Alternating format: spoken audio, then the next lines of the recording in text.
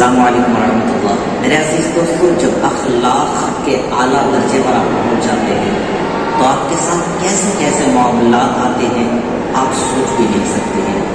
آپ کی نگاہوں میں وہ تاثیر پیدا ہو جاتی ہے کہ آپ سوچ نہیں سکتے ہیں، آپ کی تصورات سے باہر ہے۔ آپ کے چہرے پہ وہ چمک ظاہر ہوتا ہے جس کے بارے میں آپ سوچ ہی نہیں سکتے ہیں، اور آپ کے چہرے سے وہ نورانیت جھلکتی ہے جس کے بارے میں آپ تصور نہیں کر سکتے ہیں۔ میرے عزیز دوستو، حضرت جنید بغدادی رحمۃ اللہ علیہ کے زمانے کا ایک واقعہ ہے۔ بغداد شہر میں ایک مشہور و معروف ڈاکو رہتا تھا جس کا نام تھا ابن سابات۔ نام کیا تھا؟ ابن سابات۔ میرے عزیز دوستو سنیں، ان کے ساتھ جب اخلاق کا کمال درجہ اختیار کیا گیا تو اس کے ساتھ کیسا معاملہ ہوا۔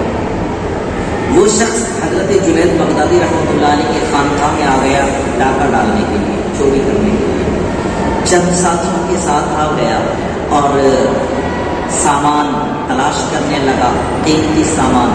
تو حضرت جنید بغدادی رحمۃ اللہ علیہ ان کے ساتھ ہو لیے، اس وقت وہیں موجود تھے، ان کے ساتھ ہو لیے اور کہنے لگے کیا کیا چاہیے تمہیں بتا دو، میں آپ کو دے دیتا ہوں۔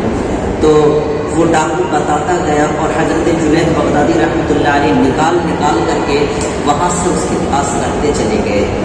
اکٹھا ہو گیا بہت سارا مال، بہت سارا جب جمع ہو گیا تو حضرت جنید بغدادی رحمۃ اللہ علیہ ڈاکو کے ساتھ سب مال کو اٹھایا اور اٹھا کر کے سامان لاد دیا کسی لے جانے والی چیز پر، بگی وغیرہ ہوا کرتی تھی پہلے، اس پر لاد دیا اور اسے لے جا کر کے اس کے ٹھکانے تک پہنچا دیا۔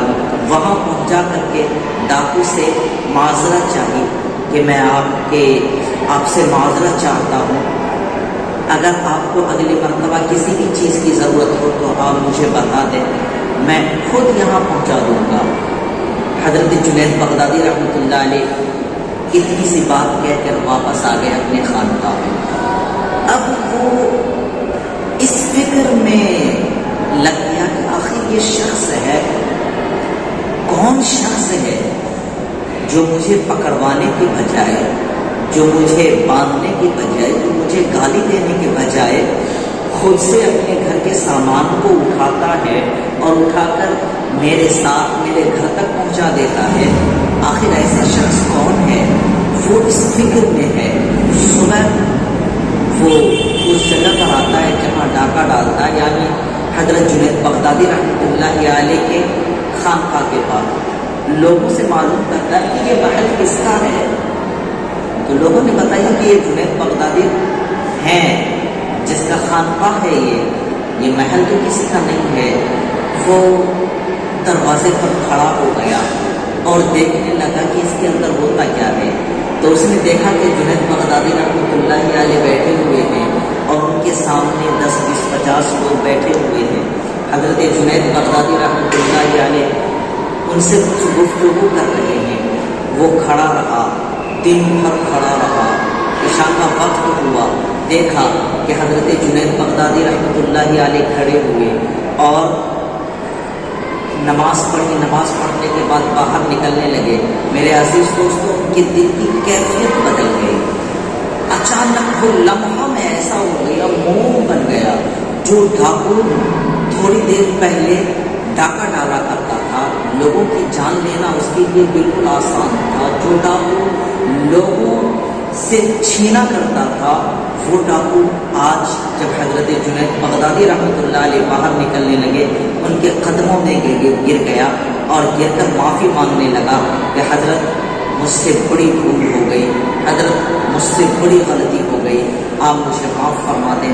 میرے عزیز دوستوں، کتابوں میں آتا ہے کہ حضرت جنید بغدادی رحمۃ اللہ علیہ کہ وہ اتنے خاص بن گئے، جو صوفیاء کرام یعنی جو مریدین حضرت جنید بغدادی رحمۃ اللہ علیہ کے پاس سالوں اور برس سے لگے ہوئے تھے کمال فوقیت پانے کے لیے اور اللہ تبارک و تعالیٰ کی نورانیت پانے کے لیے، یہ ڈاکو لمحوں میں وہ سارے مرحلے پار کر گئے اور ایک